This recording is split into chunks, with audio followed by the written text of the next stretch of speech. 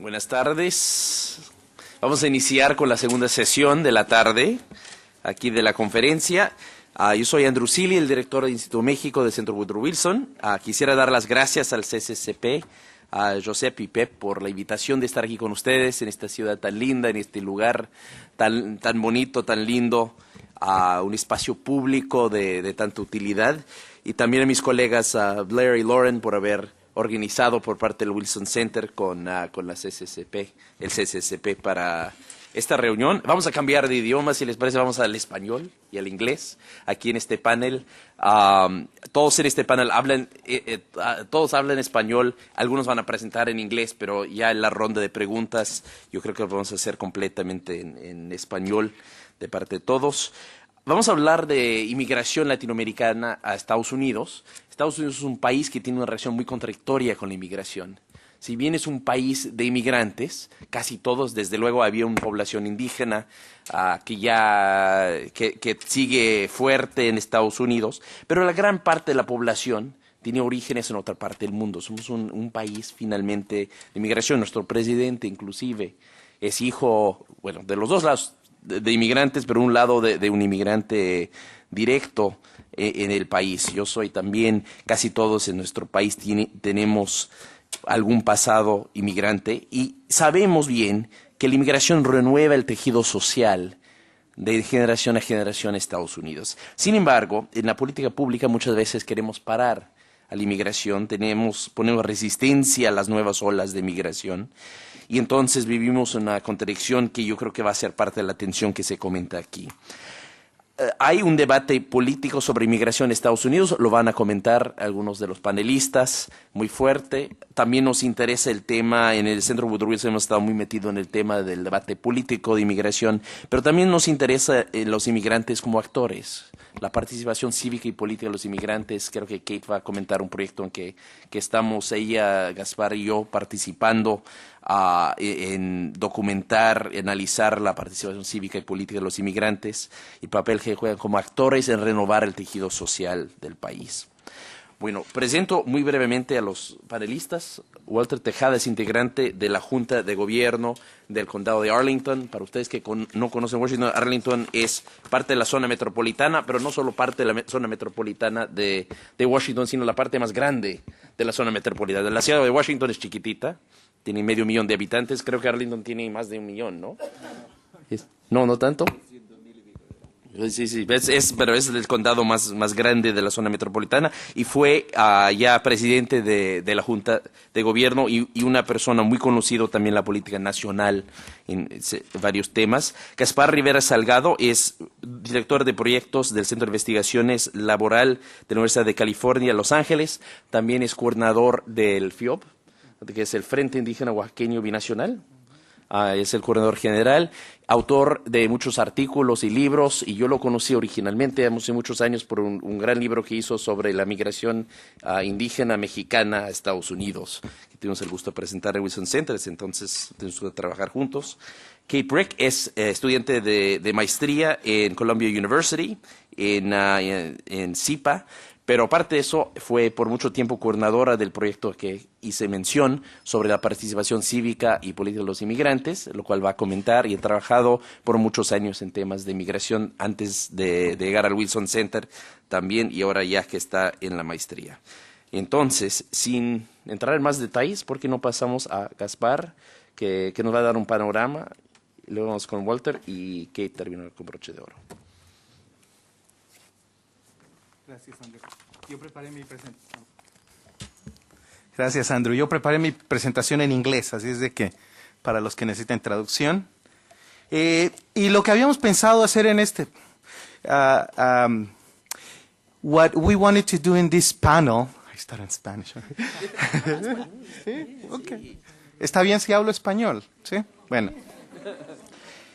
Lo que habíamos pensado hacer en este panel es, primero, presentarles a todos ustedes un panorama amplio, realmente para poder entrarle al debate sobre la migración latinoamericana en los Estados Unidos. Entonces, para esto, tengo la tarea de ilustrarles en números y figuras cuál es el estado de la migración latinoamericana en los Estados Unidos. Y al comenzar a ver estos números van a ver ciertos aspectos que creo habría que poner la atención. Uno es que el debate de la migración pues no es solo un debate que tienen los inmigrantes, sino es un debate que va al centro de cómo se definen las sociedades. En el proceso de debatir la migración hay un proceso de identificar al otro, pero también identificarnos nosotros, quiénes somos en medio de esta diversidad, cómo identificar al otro. Lo otro también es que para los Estados Unidos el debate migratorio va al centro del debate sobre igualdad en una democracia. ¿Cómo logramos la igualdad en medio de una sociedad diversa? Es decir, para los inmigrantes es cómo logramos ser iguales que los otros, pero también que se respete la diferencia. Y aunque esto parezca contradictorio, pues es el debate de la multiculturalidad, ¿no? Entonces ese también es un tema muy importante que va al centro del debate. Y para comenzar a ilustrar esto, en los Estados Unidos, esta es una fotografía de hace 3 años, donde realmente el debate migratorio se pone en el primer plano de la política en los Estados Unidos. En la primavera del 2006 salen a la calle en los sitios, en las ciudades más grandes de los Estados Unidos, millones de personas. Y salen las personas, en su mayoría migrantes, y muchos de estos inmigrantes eran indocumentados, salen a protestar el hecho de que se había aprobado en la Cámara de Diputados Federales una ley, la ley conocida como Sensenbrenner, que había criminalizado el hecho de ser migrante. Hasta este momento, ser un inmigrante indocumentado en los Estados Unidos es una cuestión administrativa, ¿verdad? Si uno es arrestado por el Servicio de Inmigración, bueno, una salida fácil es firmar el acta de deportación voluntaria, y ahí se acaba. Hay un giro en el pensamiento y en la aplicación de la política norteamericana cuando se comienza entonces a debatir que hay que criminalizar el acto de ser indocumentado, de estar con presencia indocumentada en los Estados Unidos.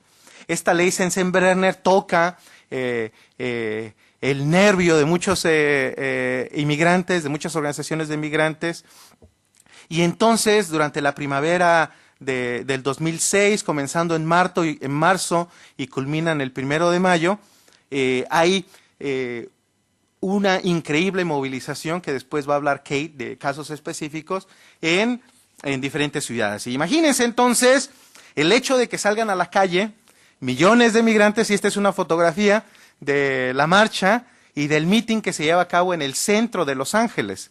Claro, la ciudad inmigrante muy prominente. Aquí hay varias marchas. Y algo muy interesante es que los organizadores de esta marcha habían pedido que, a diferencia de esta primer marcha de marzo, en la marcha de mayo, salieran vestidos de blanco con la bandera norteamericana como un signo, como un mensaje político de los inmigrantes diciéndole al pueblo norteamericano: nosotros somos también americanos, ¿no?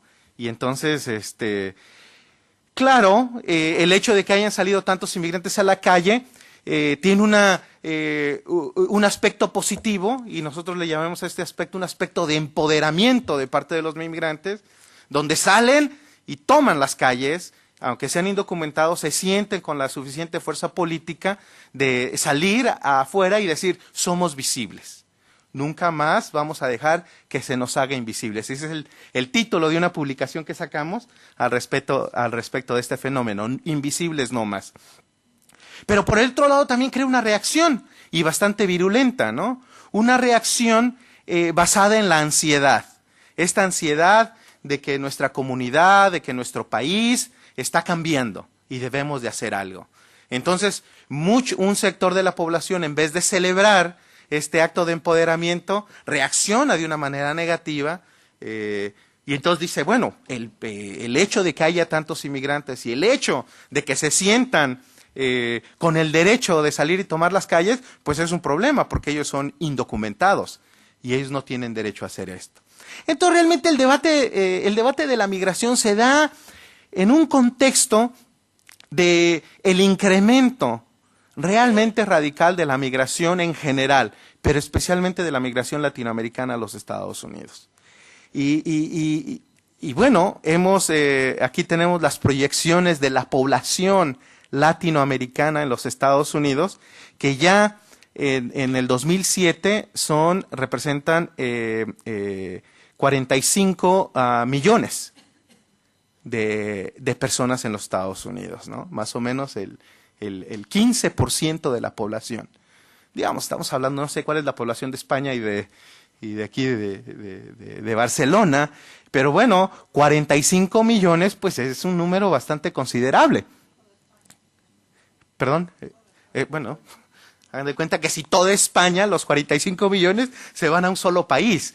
Bueno, eso ya nos da un poco la proporción del debate y de lo que le llamo yo esa ansiedad que produce la presencia enorme de estos latinoamericanos en los Estados Unidos. Y por supuesto, estoy obviando muchas cosas aquí, que la presencia latinoamericana, especialmente la mexicana en los Estados Unidos, pues va de mucho tiempo, ¿verdad? Hay un movimiento, el movimiento chicano, de los hijos e hijas de mexicanos en los Estados Unidos. Ellos dicen, bueno, nosotros no cruzamos la frontera nos cruzó a nosotros, porque después de la guerra entre Estados Unidos y México de 1845, la mitad de la nación mexicana pasó a ser territorio de los Estados Unidos. Bueno, digamos, esto ya se utiliza incluso como un símbolo político de las fronteras, ¿no? Entonces, sin embargo, realmente la migración latinoamericana y la migración mexicana especialmente llega al auge a mediados de los 80. Y de ahí para acá, bueno, pues aquí ven las proyecciones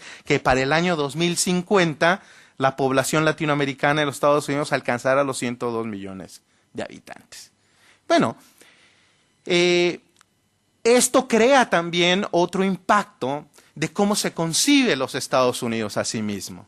Ya en el año 2005 la población latinoamericana pasa a ser, como lo denomina el censo de los Estados Unidos, la minoría racial más grande en los Estados Unidos, sobrepasando en números netos la población afroestadounidense.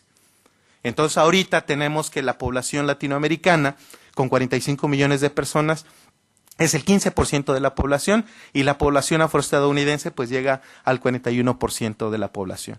Entonces también esta ansiedad se crea porque se cambia dramáticamente con esta revolución demográfica el paradigma de las relaciones raciales en los Estados Unidos. Estados Unidos, como decía Andrew en su introducción, es un país que se considera, su narrativa histórica se considera como un país migrante, ¿no? Es una narrativa que le llega muy bien, que le cae muy bien a los nuevos inmigrantes, porque hay toda una historia de migración en los Estados Unidos desde sus principios, que ha sido el debate. ¿Quiénes somos, verdad? Los ingleses nunca pensaban que los irlandeses o los alemanes que estaban viviendo junto a ellos en la colonia norteamericana jamás iban a ser unos buenos americanos como eran los ingleses. Bueno, sin embargo, vimos la incorporación y la redefinición incluso de qué significaba ser blanco en los Estados Unidos, cuando los ingleses, los alemanes e incluso los judíos europeos pasan a ser minorías raciales a ser blancos. Entonces ya ahí hay una primera definición.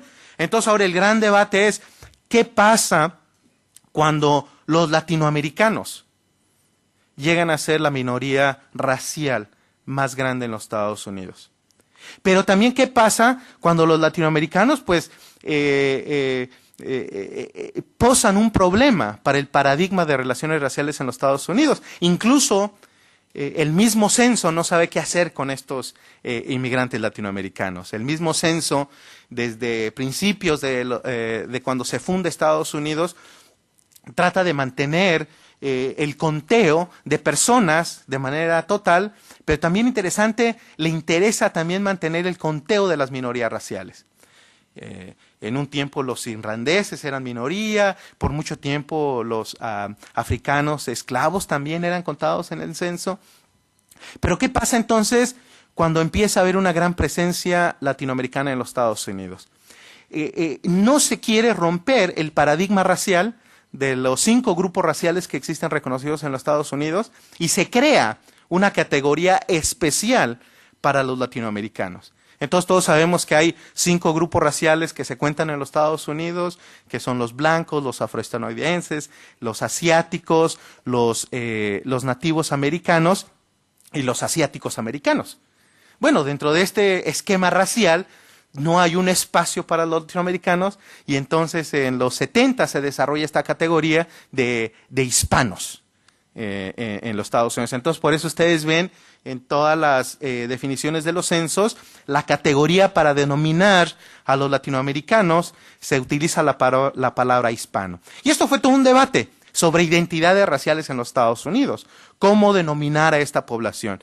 Y bueno, se acordó tomar esta categoría que es más bien lingüística, ¿verdad?, para denominar este grupo que hablaba español, hacerlos hispanos a todos, pero que desde el principio ha habido una resistencia y una contestación a esto. Incluso de donde yo vengo, en Los Ángeles, el periódico de Los Angeles Times se rehúsa a imprimir la palabra hispano. Ellos utilizan la palabra latino, ¿verdad?, como para indicar que esta población es bastante diversa y viene de diferentes países.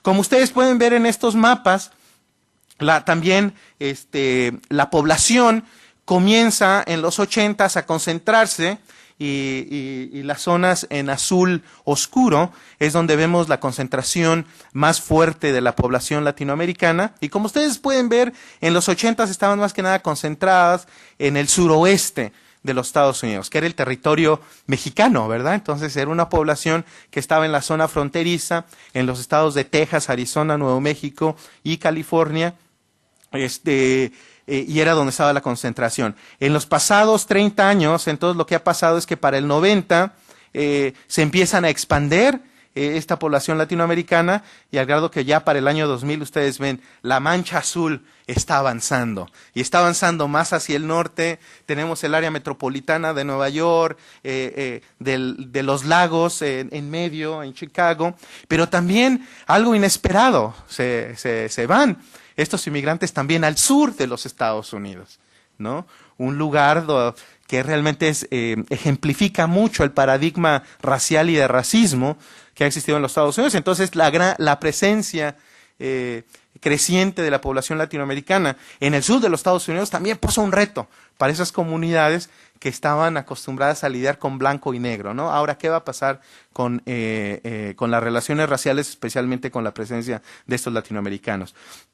También podemos ver esta es una ilustración ya con los números de 2006, donde entonces podemos ver que sí se ha consolidado mucho la presencia de los latinoamericanos en las áreas del suroeste, ha incrementado de una manera considerable en las zonas metropolitanas más grandes en los Estados Unidos, sobre todo en las áreas del noroeste, en la área desde el corredor desde Boston hasta Washington D.C., especialmente en Nueva York y especialmente en el área metropolitana de Chicago, y como vemos también en la Florida, el sur de Florida, alrededor de Miami, ha incrementado mucho esto. También habría que recordarse que que la población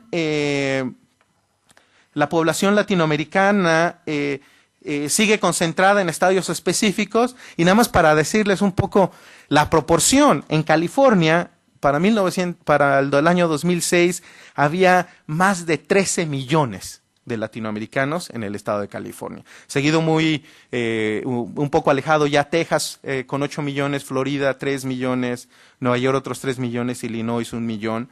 Pero los estados que habían crecido más rápidamente, donde la población latinoamericana había crecido más rápidamente, todos estos estados estaban en el sur de los Estados Unidos. Como ustedes pueden ver, Arkansas Arkansas y Georgia casi el 60% en el incremento de la población latinoamericana. Entonces, bueno, esto nos da por lo menos una visión, y me voy a ir muy rápido porque no tenemos mucho tiempo, pero esta presentación se los voy a dejar aquí en el centro, también con la ponencia, la narrativa, que va más en detalle esto. Pero este es otro que también es relevante para el panel, la distribución en condados específicos.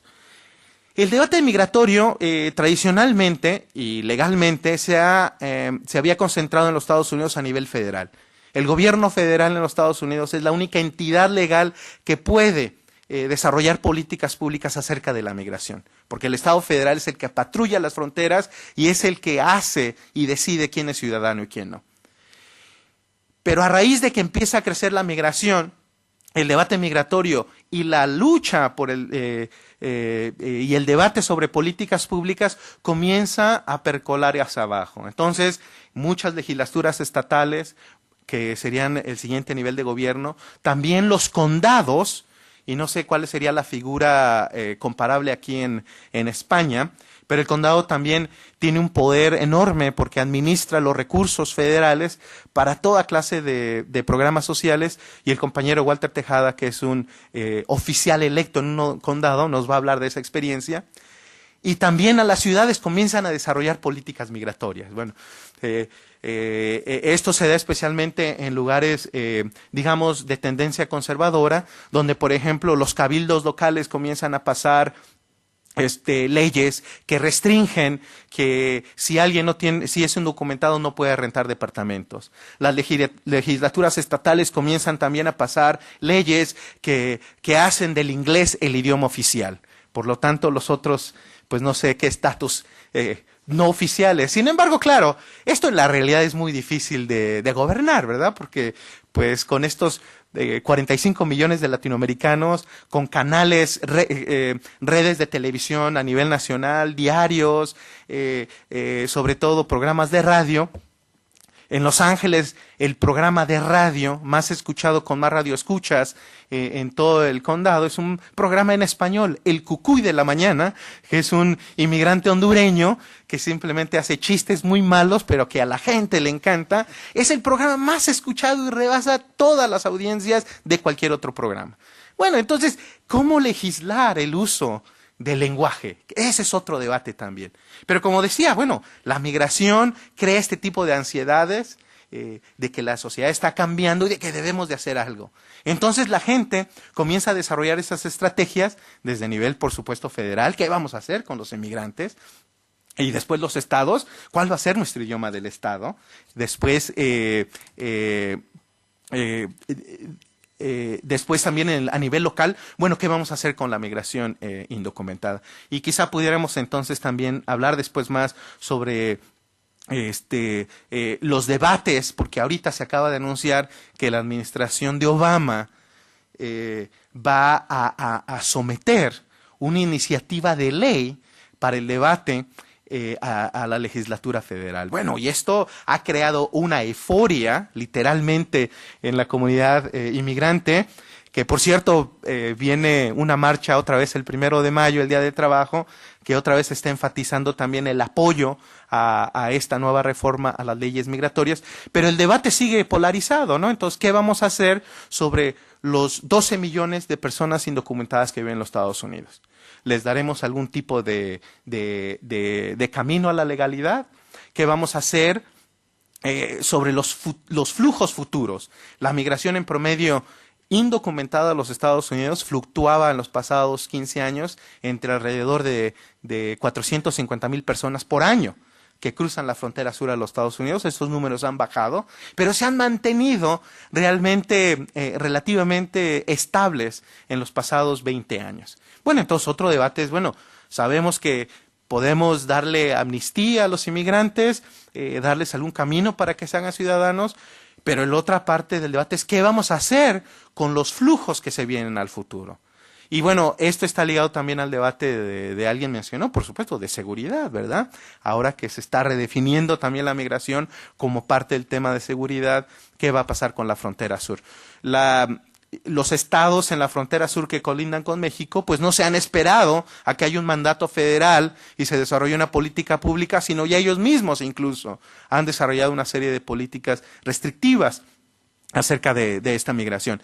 Y lo otro también es que en el debate de la legislatura, entonces, ¿qué hacer con los indocumentados? ¿Qué hacer con los flujos futuros? Y lo otro importante es si se va a mantener o no una de las bases de la política migratoria de los Estados Unidos que se dio desde los 60s, que tiene el concepto de reunificación familiar al centro de toda la administración de migración. Es decir, si alguien tiene familia o puede decir, argumentar que tiene algunos lazos familiares, eso le facilita, dependiendo del grado de relación filial, que puede inmigrar a los Estados Unidos. Entonces es un debate sumamente interesante. Nos sorprende que la administración de Obama esté planteando reabrir este debate, especialmente en el contexto de la crisis que se vive actualmente. Porque como sabemos, históricamente se ha ligado la expansión de la migración a la expansión y al crecimiento de las economías, y se ha reducido el flujo de la migración cuando se vienen las crisis económicas. Entonces, también para terminar la población latinoamericana habría que enfatizarla, que es una población bastante diversa. Como lo pueden ver en este cuadro, la población mexicana domina con el 64% de la población latinoamericana. Sin embargo, está representada toda la América Latina en esto. Y aquí se cuenta, interesante, a los puertorriqueños, que no son inmigrantes, porque los puertorriqueños pues es un estado colonial, pero son tan pronto como pisan tierra en los Estados Unidos, son ciudadanos, pueden votar, pero su estatus de colonia pues no les permite votar desde la isla por la cuestión presidencial. Y bueno, lo otro también es que en este debate tenemos que también recordar que la migración, especialmente en los Estados Unidos y también en otros países, no es un tema doméstico, está ligada también al tema internacional o transnacional. Y nada más para dejarle con dos datos a ustedes. Uno es la importancia económica que tienen los migrantes mexicanos para México. En el año 2005, los mexicanos en los Estados Unidos enviaron $20 billones al país. Entonces, bueno, no que esto es la mejor estrategia de desarrollo para México, ¿verdad? Porque esto no es sustentable a largo plazo. Sin embargo, imagínense el peso que tiene, el peso económico que tienen estos migrantes, que no han roto sus lazos de relación con su país, y lo demuestra en la cantidad de dinero que envían, $20 billones. Y esta suma, por supuesto, sigue creciendo. Y lo otro es que también los migrantes se siguen organizando, especialmente la primera generación, alrededor de organizaciones de base. Es como unas figuras que nos dan los clubes que existen, pero el otro es que también el otro tema que es importante es que la población latinoamericana ha dejado de ser una población migrante. El 60% de la población latinoamericana es nacida en los Estados Unidos y solamente el 40% es de inmigrantes. Entonces eso también está cambiando el paradigma de política. En Los Ángeles, por supuesto, tenemos que pues el alcalde de la ciudad más grande pues es el hijo de migrantes. En una segunda generación ha logrado construir el suficiente capital político para que los latinos pues no solamente dominen la política local, pero también la mayoría de representantes a nivel federal de California, en Washington, son latinoamericanos, de origen mexicano, y la Cámara Estatal está dominada también por los pasados 2 voceros, eran de origen latinoamericano, Antonio Barrosa y Fabián Núñez, ¿no? Entonces esto también nos da como esperanzas de qué esperar en el futuro, porque ya nos podemos hablar de una minoría sin poder, es una minoría con poder político. Y ahora de lo que se trata entonces, ¿cuál es la meta y el objetivo de estos latinoamericanos? ¿Reproducirán o jugarán el mismo juego, o realmente podrán tener una propuesta diferente para el país? No ser víctimas, pero tampoco verdugos, que lo han seguido siendo. Entonces, pues eso está por verse. Gracias. Gracias, Gaspar. Y eso nos lleva a Walter Tejada, que nos va a hablar un poco de las estrategias políticas, y así como el ambiente político que podemos esperar. Gracias, muy bien. Que me gusta mucho que Gaspar haya dado un ambiente a nivel nacional para darles un marco de algunos de los puntos que hemos tenido que tratar nosotros que estamos en gobiernos locales. Antes que nada también no puedo pasar este momento sin darle las gracias al Centro de Cultura Contemporánea de la Ciudad de Barcelona y al Centro Internacional de Woodrow Wilson, que viene de Washington, por la oportunidad de estar aquí con todos ustedes y poder hablar un poquito de algunos puntos de vista. Ese es un tema que, como se pudo ver en el panel anterior, ahí tenemos diferencias de opinión, puntos de vista diferentes filosóficos y muchas maneras de ver este tema. Es un tema bastante difícil, contrario a lo que algunos dicen que esto es algo fácil de resolver, especialmente las fuerzas anti-inmigrantes. Este es un tema complicado y pues tenemos que buscar manera de solucionar de una manera constructiva. Entonces espero que las palabras pues que comparta ahora pues puedan ayudar en ese ámbito. Para empezar, déjenme decirles que en la área metropolitana de Washington, Arlington, está al cruzar el río Potomac. Entonces se cruza el río de Potomac de Washington a Virginia y se encuentra todo ese sector es Arlington. Y no es el condado más grande del área metropolitana de Washington, hay otros, pero somos grandes en corazón. O en creatividad, podemos decirlo, ¿verdad? Somos 210,000 personas en la población y nosotros como oficial electo por voto corremos por toda la jurisdicción. Esperanza, sueños de un futuro mejor, aislamiento, preocupación y miedo. Esa ha sido la combinación de palabras que domina mucho el sentimiento en la comunidad latina en Estados Unidos. Y como sabemos todos, creo, por lo menos los que vivimos en Estados Unidos y se cree alrededor del mundo, Estados Unidos es una nación de inmigrantes. Fue creada por inmigrantes y continúa hoy siendo una nación de inmigrantes. La expresión, que mi preparación fue en inglés, sé que estoy tratando de hacerlo en español lo que voy aquí. Dice en inglés la expresión es the land of the free and home of the brave. O sea, la tierra de las personas libres y también hogar a las personas que tienen valentía. Pero algunas comunidades que están pasando por la experiencia de la diversidad nueva, que no han tenido mucha diversidad, como se demostró en lo que me gustó cómo se hizo esa transición azul en el mapa que se presentó, no han tenido mucha experiencia con la diversidad. Y entonces hoy podría un gobierno local cambiar la perspectiva de una comunidad y buscar maneras de integrar a los residentes, todos los residentes, y sobrepasar obstáculos. Y me han pedido pues que hable sobre esa perspectiva, de esas preguntas, y voy a hablarles de un nivel personal como experiencia como inmigrante y como un oficial electo por voto que confronta todos esos dilemas cada día. Primero un poquito más de mi persona, ¿quién soy yo? En Estados Unidos yo diría, soy un ejemplo de la experiencia latina en los Estados Unidos. Crecí y nací en El Salvador, en Centroamérica.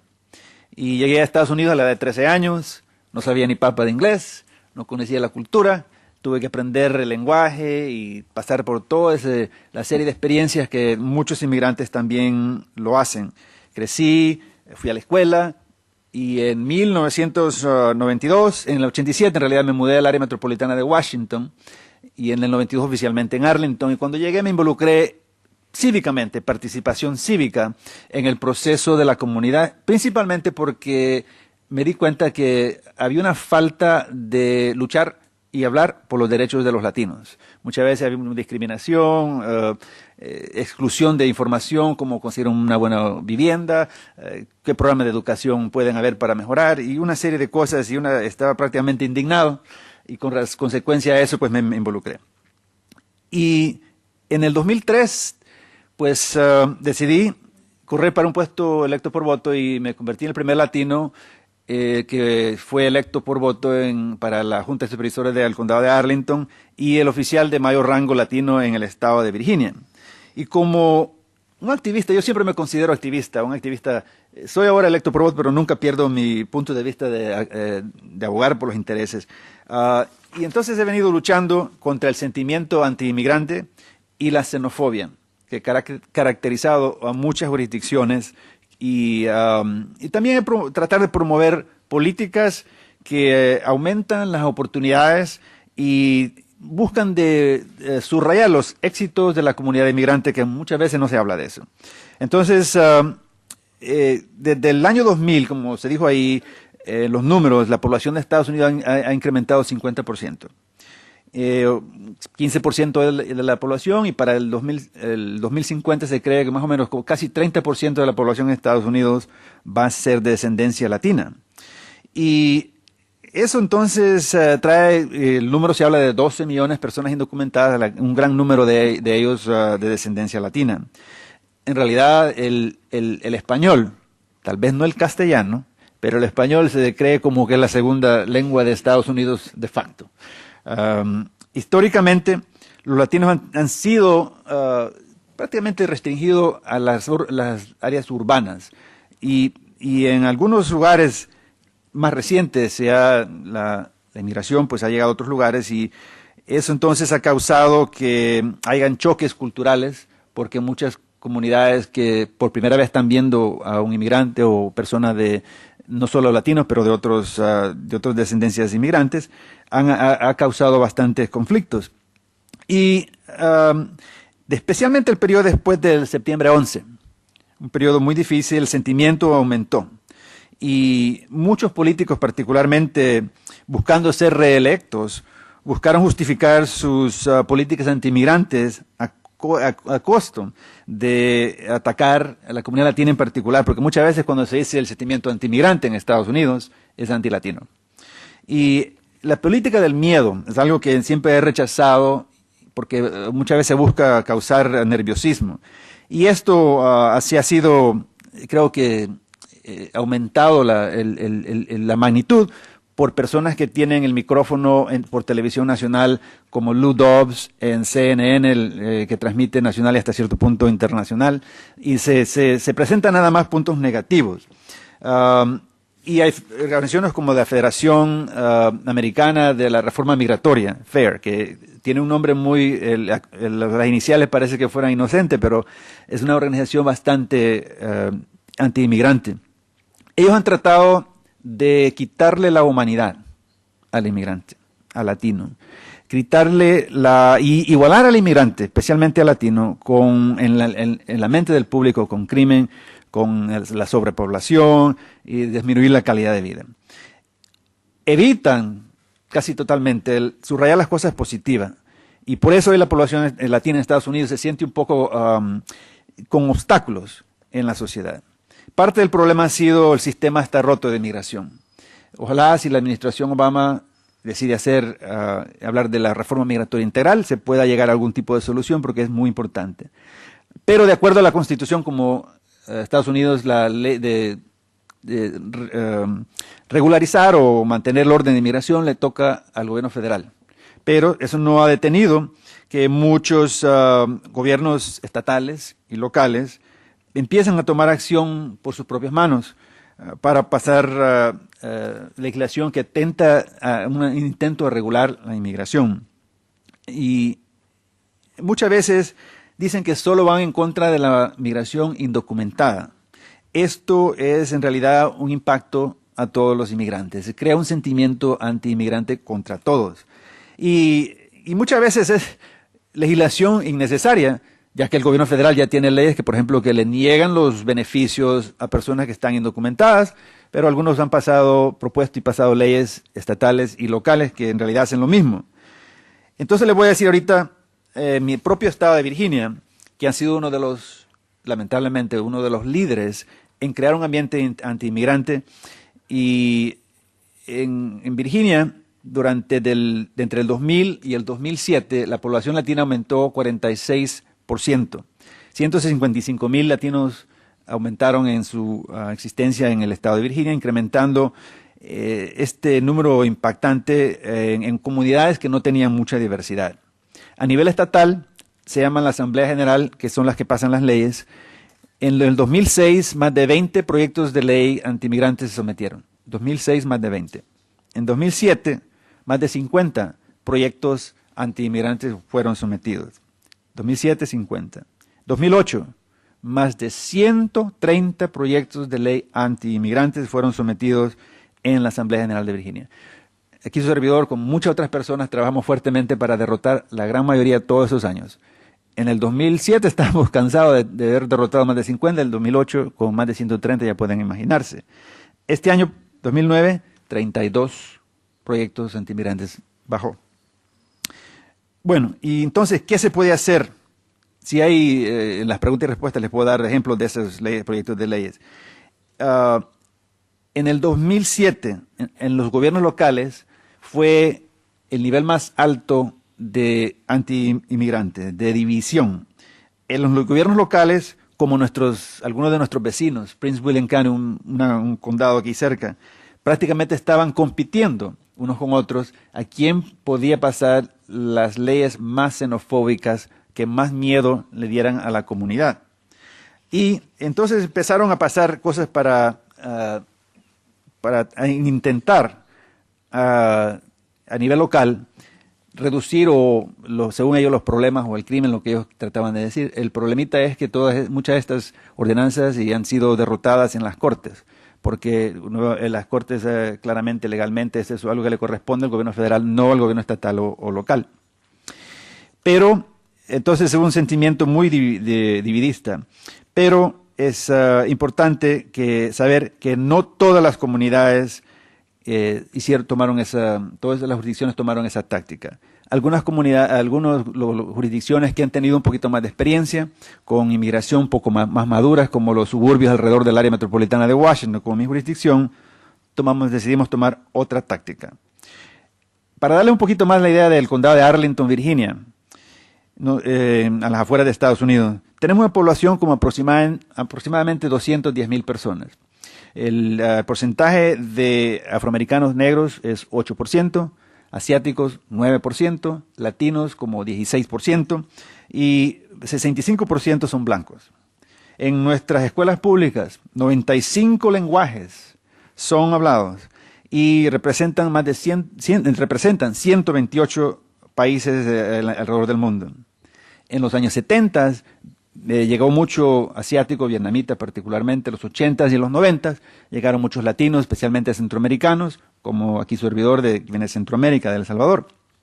Hoy, con el aumento de esa diversidad que hemos tenido, con toda esa diversidad, el sistema público de las escuelas de Arlington, sistema escolar, está en el primer porcentaje de Estados Unidos como uno de los mejores sistemas escolares. Tenemos el índice de crimen más bajo desde 1960. Del desempleo en esta crisis económica en toda Virginia, tenemos el porcentaje más bajo y tenemos la economía más fuerte, más saludable en la área metropolitana de Washington. Tenemos muchos retos, pero esto, por la crisis económica de ahora, continuamos siendo una comunidad diversa y buscamos tener políticas que unan a la comunidad y que reflejen los valores de Arlington. Arlington, en nuestra misión que describe la comunidad, indica que va a ser una comunidad diversa, inclusive, con talla mundial, una comunidad urbana, con vecindarios seguros, atractivos, residenciales y comerciales, donde la gente se une para tener una comunidad que se preocupa por cada una. Aprenden, participan, es una comunidad sostenible en la cual toda persona es importante. Bueno, esto lo hemos hecho con varios ejemplos de programas que tenemos. Si hay más tiempo en la parte de preguntas y respuestas, les puedo dar algunos ejemplos. Tengo un video que también, si hay tiempo y es apropiado, pues se los puedo demostrar acerca de la importancia de hablar sobre la diversidad, de hablar de nuestras diferencias culturales, pero que al hablar de esas diferencias entendemos más unos a otros y que pueden asimilar más a la comunidad inmigrante.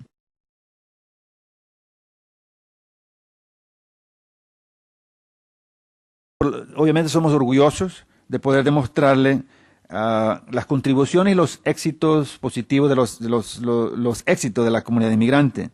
Y cuando estaba esa división tan alta, que están pasando resoluciones que dividían a la comunidad, nosotros en Arlington pasamos una resolución de nosotros mismos, en la cual subrayamos las contribuciones positivas y las cosas de éxito de los inmigrantes, sin ignorar los retos, porque nosotros cumplimos con todas las leyes federales y estatales que hay, pero pusimos parte de lo que decíamos es que nosotros rechazamos políticas y prácticas que promueven la discriminación, hostilidad, abuso, explotación y el miedo al gobierno.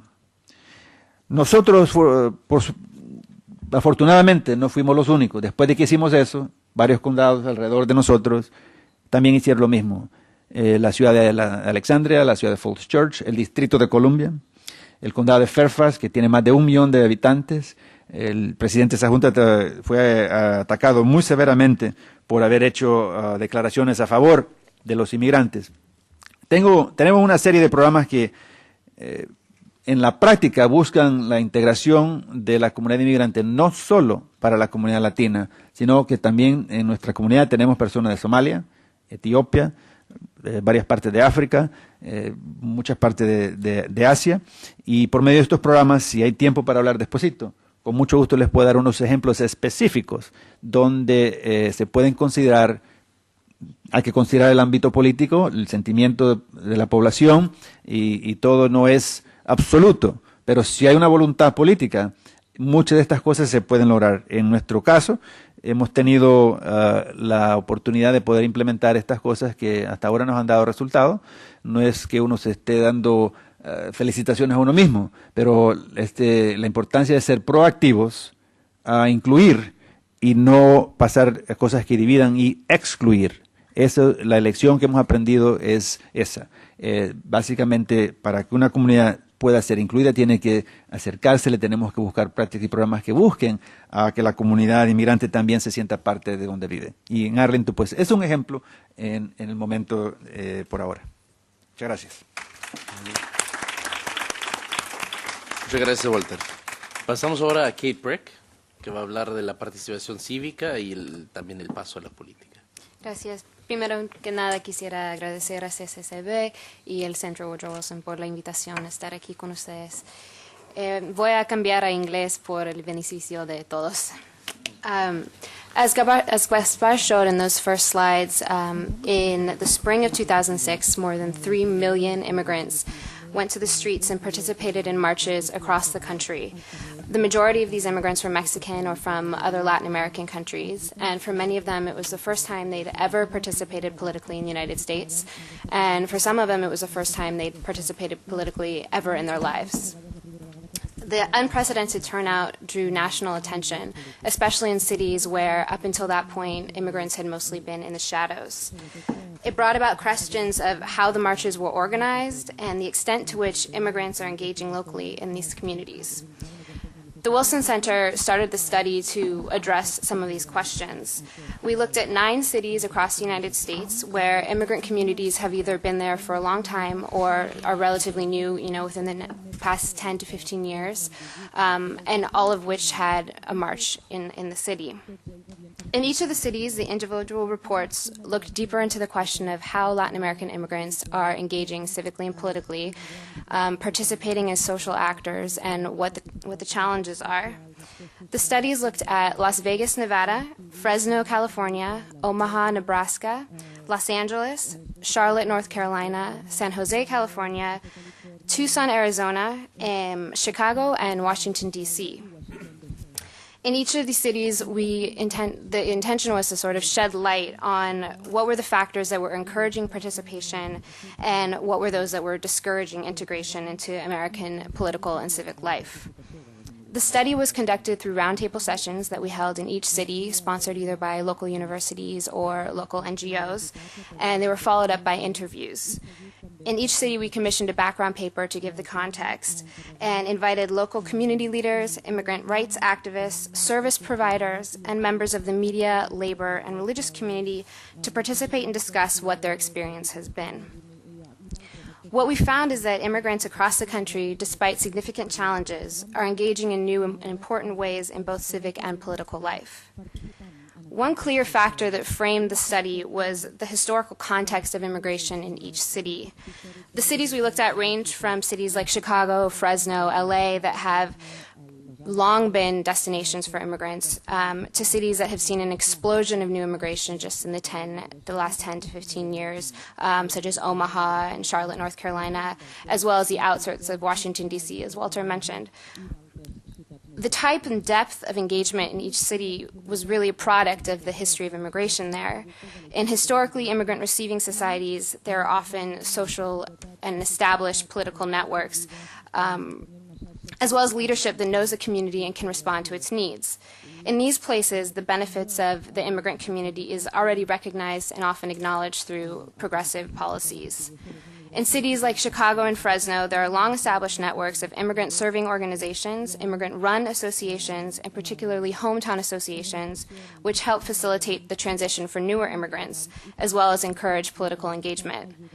Often these cities have Latino leadership that carry a significant political influence, which has led to a better atmosphere for integration in general. In these cities, centers that started off as service providers are now centers of community activism, growing from accommodating immediate needs to becoming pillars in the Latino community. In newer cities like Omaha and Charlotte, there's less political know-how among the Latino immigrant community, and it is often fragmented with much fewer resources. Because these cities are not only newer to immigration, but saw a dynamic increase of people in a very short period of time, there's often a less accepting political and social climate due to the perception that immigrants are taking jobs and burdening social services and public schools. This was especially seen in Charlotte, North Carolina, where the population of Latino immigrants rose 620% between 1990 and 2000. We can see the context of historical immigration directly correlated with the type of immigration policies found in the cities. Cities with more restrictive policies are often the ones who've had less experience with immigrants, as Walter also said. This can be seen in Charlotte and Omaha, but also in the ex-urban areas that surround Washington, D.C. and Chicago. And when I say ex-urban, it's sort of an academic term that describes the regions that are just beyond the suburbs of the city. So you have the city, then you have the suburbs like Arlington, and then beyond that, exurbs, which are the furthest distance from the metropolitan city. In these places, the demographic shift away from urban centers has led to these restrictive policies that we're beginning to see. The Virginia suburbs, like Walter described, have been some of the most restrictive policies in the country. I'm just going to give a couple examples of these ordinances because earlier in the panel when we were talking about Barcelona and the policies here, I think it's interesting to sort of see the duality of what's happening locally in the United States. In some places, employers are allowed to fire their employees for speaking any language other than English. It's required that all driver's license exams be conducted only in English. It is allowed that police check the immigration status of anyone who reports a crime, regardless of whether or not they're the victim. Any organization that provides services to undocumented immigrants, including churches and the Salvation Army, can be severely fined. And it also allows the local police to check the immigration status of anyone who breaks the law in any way. So that can include a traffic violation, and it can include jaywalking across the street. In contrast, some cities have been more welcoming and encourage immigrants to engage in their communities. The state of Illinois has integration policies that include welcome centers and provide immigrants with information of where to find services, where to take English classes, and how to achieve citizenship. Immigrants in some of Washington's Maryland suburbs are allowed to vote in municipal elections, can pay in-state tuition, and are also have also access to scholarships. Service in these cities are very immigrant accessible, where all important city documents are translated into Spanish as well as other predominant immigrant-speaking languages. It's interesting to note a cycle that's been seen in many places that have restrictive policies towards immigrants. Anti-immigrant legislation encouraged political activism, as we saw in the rallies of 2006. However, by becoming more visible in presence and number, often immigrants have now faced backlash in those cities and seen further restrictive ordinances, which in turn has caused many to stop participating or to move away out of fear. Regardless of the environment, which has been varied in the 9 cities we studied, there are similarities in terms of spaces where immigrants are becoming involved. Scholars in the field are now referring to immigrant participation, both civically and politically, as social citizenship or substantive citizenship. In this regard, immigrants are involved in their communities and sometimes in broader political movements through a variety of outlets that often don't discriminate based on legal status. In this way, they are creating the fabric of a civil society that strengthens their communities and their status as stakeholders and social actors. In the cities we looked at, religious organizations are often the first place that immigrants become involved in their communities. It's one of the few places that they feel safe. Churches often provide much-needed services or information as to where to get services, as well as education through English classes, citizenship classes, and job training. As immigrants become involved in church activities, often by proxy they become involved in the community at large, creating linkages between them and the cities that they live in. Furthermore, the church has been one of the most outspoken actors defending immigrants' rights, particularly in Washington and D.C. In cities like Charlotte, the participants in these studies emphasized that the church needs to take a leadership role, not only by promoting unity and activism within the Latino community, but by creating linkages and alliances with other minorities in those communities as well. Unions are another organization in which immigrants become involved. Members of unions and organized labor are exposed to the structure of the organization, through which they learn about the process of political and civic participation and the importance of electing good leaders to represent them. These skills are often translated outside the context of the union into local politics. Las Vegas is one example of a place where unions hold significant political power, and they're the majority Latino. Anyone who's courting the Latino vote knows to go to the unions for support. Unions were another strong voice that were heard in the 2006 protests and also in the subsequent years leading up to the 2008 presidential election.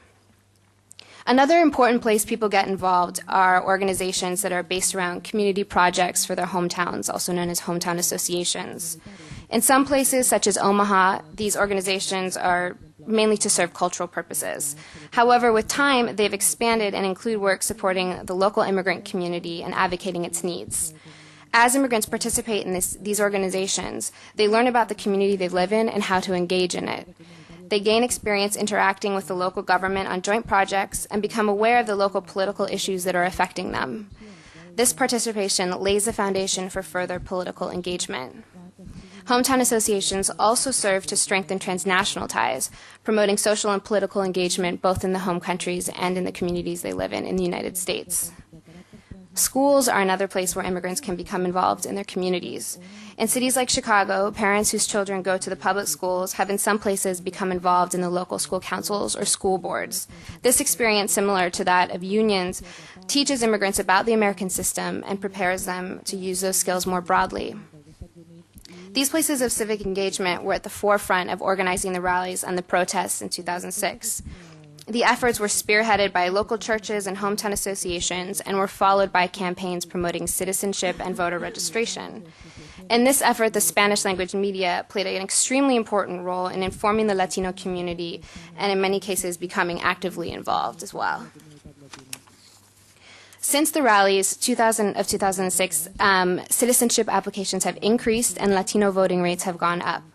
Cities with longer histories of immigrations, such as Chicago, Fresno, and LA, have served as models as how immigrants can become successful civic and political leaders. In these conversations we had around the country, some key challenges were identified, and it's very important to address them in order to move forward. One key concern and challenge was that of leadership, and especially when looking at how the communities have organized politically. A common theme across all of the cities was a lack of cohesive leadership that is supporting a common message and can engage immigrants politically beyond the immediate sense of a rally or protest, but really looking forward into the future. There are also serious divisions within the leadership in each of the cities that really ranged. In Las Vegas, it was a division between the institution of the unions that had that historical presence in the city and the younger generation of political activists. In Chicago, it was a division between the hometown associations, which there are sort of the institutional foundation, and younger Latino leadership.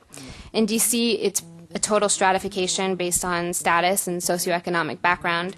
And in Charlotte, the leadership was purely reactive. Most of the people who organized the protest there were working, volunteering outside of their day jobs, and once the big rallies were over, they didn't have the time or resources to organize or initiate anything beyond those protests.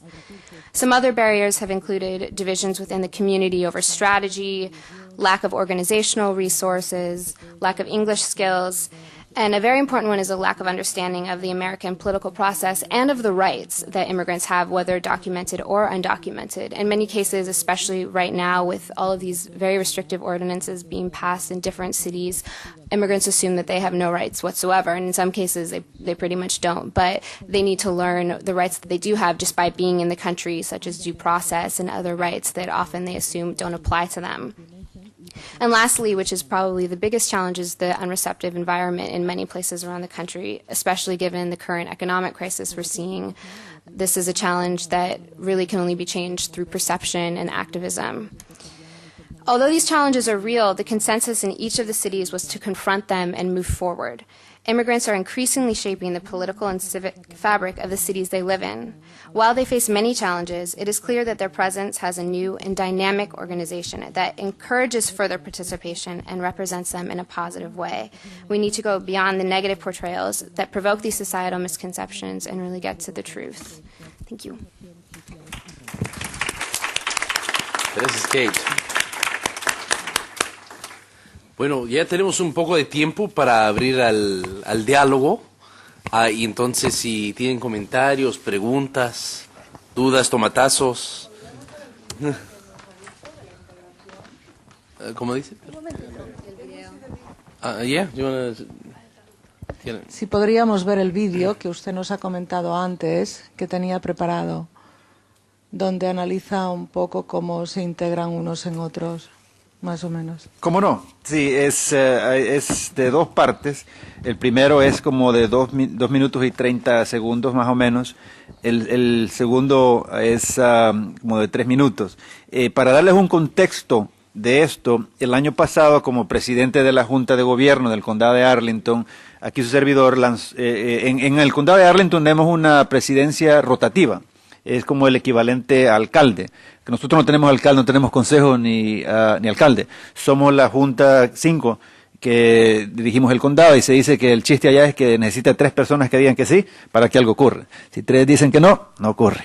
Entonces, el que llega de presidente a la Junta puede lanzar iniciativas que pues sean de interés, desarrollo económico, vivienda, sea cual sea la índole que uno quiera. En el contexto que nos encontramos ahora, yo decidí lanzar una iniciativa de inclusión para que pudiéramos entonces platicar acerca de diversidad, porque inmigración es parte de diversidad, pero hay otros temas de diversidad, relaciones de razas, personas de diferentes edades, preferencia personal de su sexo o persona, una serie de cosas de diversidad que tiene que ver mucho para que podamos hablar. Entonces, le llamamos, nombré un grupo de trabajo sobre diversidad, el grupo de trabajo sobre diversidad, y el video está en inglés, los dos, y se llamaban Diversity Dialogues, diálogos sobre diversidad, para traer a la gente y hablar de estos temas que a veces nos ponen incómodos en nuestras sillas, ¿verdad? Nos ponemos incómodos de hablar de estos temas, pero tenemos que hablarlos. Entonces esto, pues, el video les puede dar una idea, ojalá, de cómo funcionó eso y el propósito. Kojo Nnamdi, host of WAMU 88.5's The Kojo Nnamdi Show, joined county residents, business owners, and county board members for the last in a series of diversity. Ese fue el segundo. Perdón, le voy a el primero. Este es el primero, perdón. But now, let's hear from participants of the first diversity dialogues held at the Central Library. Well, I think we're up to a pretty good start. Following through on the one of the three-prong agenda for progress I outlined January 1st, and that's the inclusion part. And so this is the first diversity dialogue that we held today here at the Central Library. We have a couple of others to go.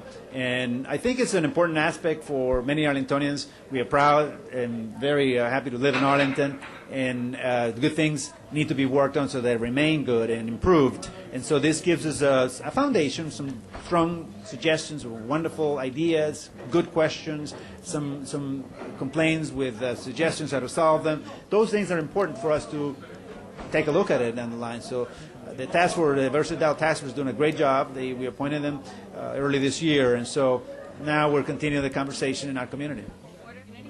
Well, I knew that there was a lot of untapped relationships. What I was excited to see really is how excited everyone really was to take advantage of an opportunity like this, because we don't have a lot of opportunities where we intentionally meet just to get to know someone. We're usually meeting people at other events for different purposes, but this tonight was simply about trying to meet someone new, and there was a great excitement about that. I think when people really want to come together, they can come together, and the only way we can remove the barriers is by trying to know one another, and that's what we have done tonight. It was great, actually, to know, to meet new people from all over the county, and to have this experience to know about what do they think about diversity. It's really nice because diversity encloses a lot of things that you even cannot imagine. So it was really good. It was very different. I've never done anything like this before, so I enjoyed it immensely. Actually, I learned a lot. I think, amazingly, I learned where there were some free courses I could take. And we interacted with some folks who we found out we had a lot of things in common. Some people needed to learn some things from me, and I needed to learn some things from others. I picked up 4 new Spanish words, so I had a pretty good night. I think it was marvelous. I think it really exemplified the power of cafe conversations, in which people have an opportunity to really connect and have deeper conversations by having intimate groups and then cross-pollinating their ideas across groups in a large group. And so I think that everybody felt empowered about that. I got to meet a lot of new people I didn't know, of all races, all ages, and we all felt connected and excited about what we learned. Tonight, we can actually say we are Arlington, because the community here that attended reflected Arlington's population. And not too many times we come together like this. And so we're going to continue to foster this dialogues, and hopefully others can also participate. Do we have time to show the second part? 3 minutes? Tenemos tiempo para la segunda parte. Sí, tomamos la segunda parte y luego vamos aquí con la señora que tiene la mano. Kojo Nnamdi, host of WAMU 88.5's The Kojo Nnamdi Show, joined county residents, business owners, and county board members for the last in a series of diversity dialogues. His opening remarks inspired and energized the audience to discuss the issues that face each and every Arlington resident. When you talk about immigrants who are coming into a community who don't have a very significant understanding of the struggle of African Americans in that community, do you also believe that this should be a two-way street? That African Americans and others who live in that community should try to find out as much as we can about the experiences that those immigrants bring to the community? The decision to hold the dialogue in the first place means that the leaders of this county have expressed a commitment to diversity by merely having the dialogue. 2, by the number of people who have showed up for these dialogues. On the basis of today, where there are about 200 people in that room, it clearly means that there is widespread interest in having a dialogue on diversity.